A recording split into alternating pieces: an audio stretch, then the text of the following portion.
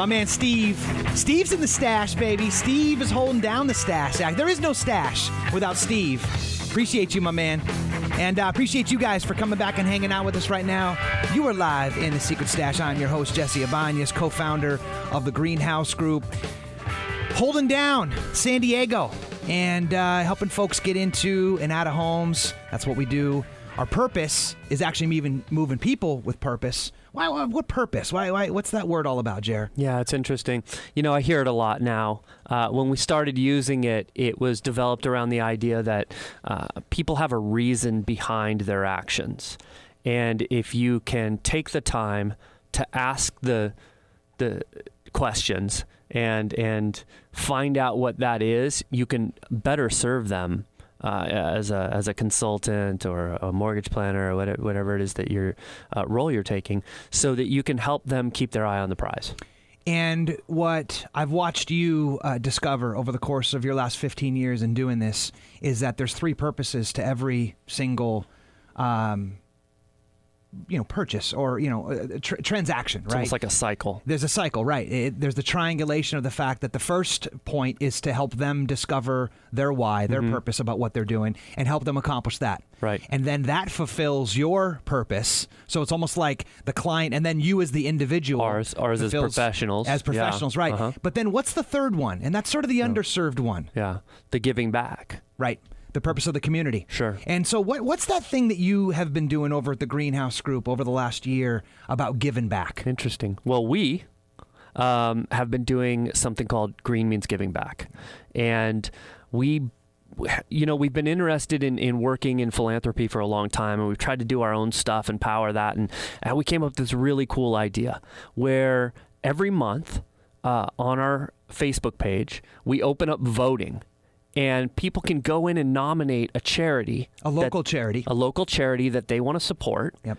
And they go ahead and put that post in there in the event. And then what happens is people go in and vote by liking the individual nominations. Right, so it's crowdsourced.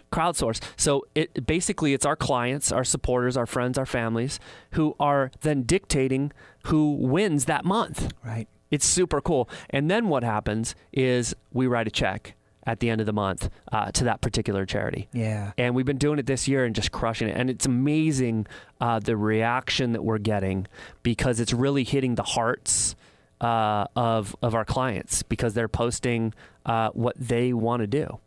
Apparently people love animals. Yeah, a lot of animal winners we've noticed. Yeah, and that's really cool. If you want to go learn more about that, it's the greenhousegroupinc.com, and then it's /Green Means Giving Back. Right, Adrian? Oh, I'm sorry. It's /GMGB. Yeah, you didn't want to have to type all that. No, we got to keep it gangster. So GMGB. Acronyms. Very good. Hey, speaking of acronyms, okay, Nice. Let's get back over into this conversation. So the frame for the share today is something that you've been hearing a lot from your clients who've been coming in, either on the owner side, they already own, thinking about maybe if they want to trade their house in, or they're renters, they're trying to get into the game, or any point in between. Yep. Is it too late to buy? Right. And or is it also too late to sell? How is that possible to have that both on the exact? So we want to do a mid-year check-in. So we'll call this middle of summer 2015 real estate check-in with my man Jeremy Beck, co-founder of the GreenHouse Group, mortgage planner extraordinaire. Roundup. And by the way, you can catch him anytime for your own mortgage plan over at 858-863-0261, or, do a little snooping on him. Do a little voyeuring. Go over to the website, thegreenhousegroupinc.com /Jeremy, and see what he's all about first. Yeah. So let's get back into this whole wealth gap thing. This is actually something that actually, I don't want to say it scares me, but it's kind of a spooky number. You might even be able to share in our country, like the whole dissolution of the middle class, etc. But man, the wealth gap is front and center when it comes to renters versus homeowners, is it not? This is a crazy, when you look at this perspective, it makes the get in so urgent. So let's play this out in numbers. Okay. Well, so according to NAR, National Association of Realtors, there's they plot out the increasing gap in family wealth. And so what does that mean? Basically, if you add up all the debts and add up all the assets, you're going to get your number. And in 2010, we were talking about people who own a home. had an average of $187,000 in wealth. Net worth. Right? And renters, $5,400. The next year, $195,000 versus $5,400. So that jumped up. So basically, it was a net zero, net neutral for the renter. So no increase. Right. But the homeowners went up by almost $10,000 because values are increasing. Right. 2015 they have projected. So we're partway through this right now. $223,000 versus $5,500 net wealth. So the renters went up a ton right there. They went up a whole $100. $100. So here's to me this boils down to something super simple. Equity. You're either in or you're not in. You're either in the process of following that appreciation and being able to hold on to that increasing asset, or you are keeping pace with rent, which tends to increase with gains in expenses, right? So rent goes up as your paycheck does typically, hopefully not outpacing it, so you're not getting ahead. And if you ever talk to somebody who's renting and trying to save for a home, you hear this theme all the time. I just can't save enough money for a down payment. Why? Because your rent keeps going up, and it's probably keeping pace with your income. Yeah, to the tune of about 21% differential.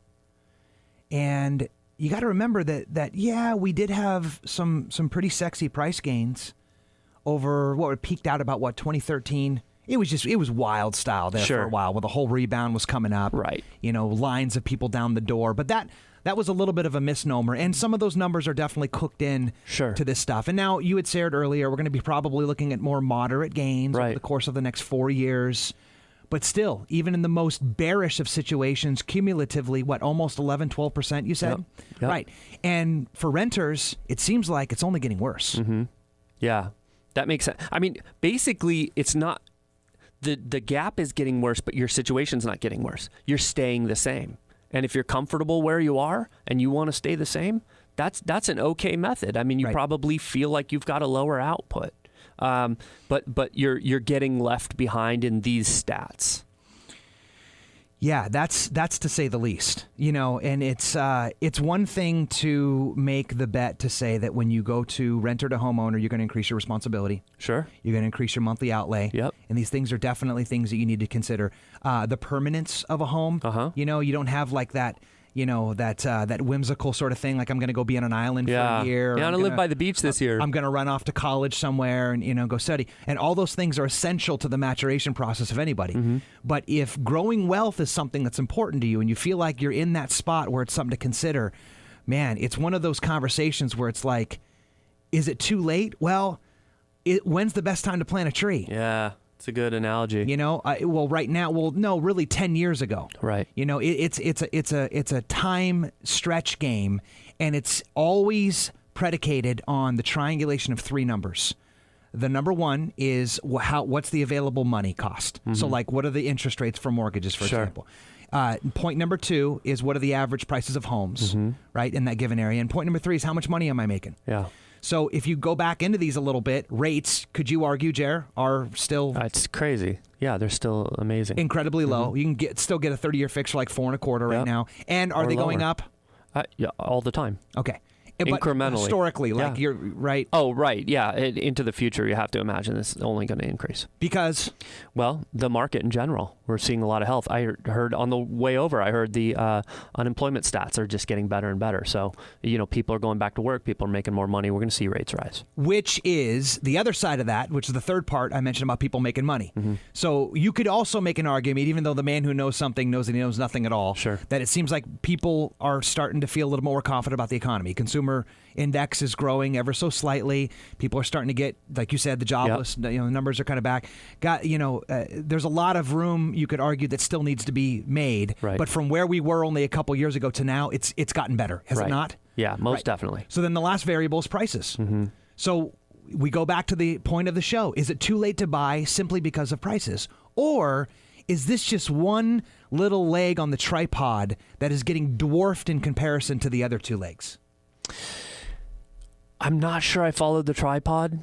analogy. So stick with it, though. Okay, all right. Stay in there. Let me just roll anyway. Just go with it. One of the things that comes to mind is the likeness to, say, buying stocks or investing your money, right? So there's always ups and downs, and you can't predict them. If you did, you wouldn't have to work. But the idea that if you just miss some of the bump appreciation years, and I've seen some of those stats where you say, okay, what if you're trying to move your money in and out, or you're trying to predict or time the market, which is just really what we're talking about. Are you going to predict the market? And if you do a chart and you miss just a couple of the big bumps in the years that no one saw coming, where there was a run up for some reason, your portfolio is substantially smaller than someone who just plain stayed in the market. Even though they ate the losses, they were there for the gains. And the same thing happens with pricing. I think what people are doing when they're saying, is this the right time to buy, is they're trying to predict the market.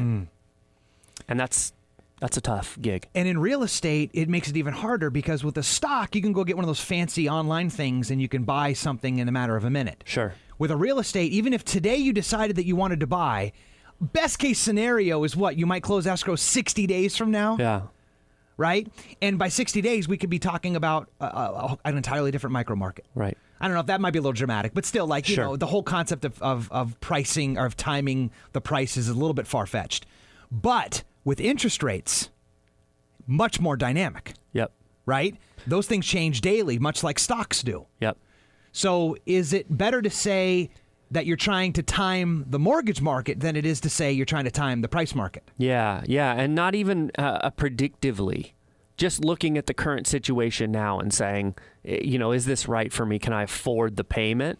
And if you can afford the payment, as long as you've got a long-term vision, it's pretty hard to say that it's going to be a mistake.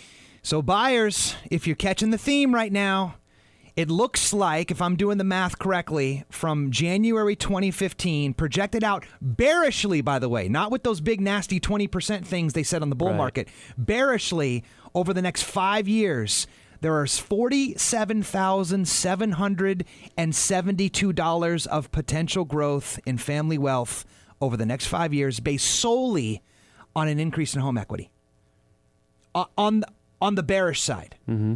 Mm-hmm. Now, whether that actually comes to fruition or not, I think it begs for an entirely separate show with a whole new panel of experts. But it still suggests that right now, if you're in that spot and you're considering what's right for you, it's time to sit down with a professional, much like Jer, who can actually take a look at your entire pecuniary profile and start measuring out where you're at now from where you want to be, and determine whether now, even in summer 2015, is the right time for you to buy and or the right time for you to sell. That's why he's the mortgage planner extraordinaire and friend of the show in the stash, Jeremy Beck, GreenHouse Group. You can catch him, by the way, live at any time at 858-863-0261. That's 858-863-0261. Or you can voyeur in on him anytime online. Do you have like a webcam going in your office? That would be kind of cool. Constantly. Yeah. That would be must-see web TV, sure. right?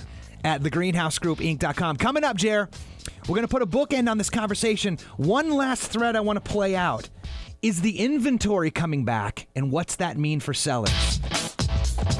See? I got my audio guy right there on cue. Thanks, Steve. We'll be right back.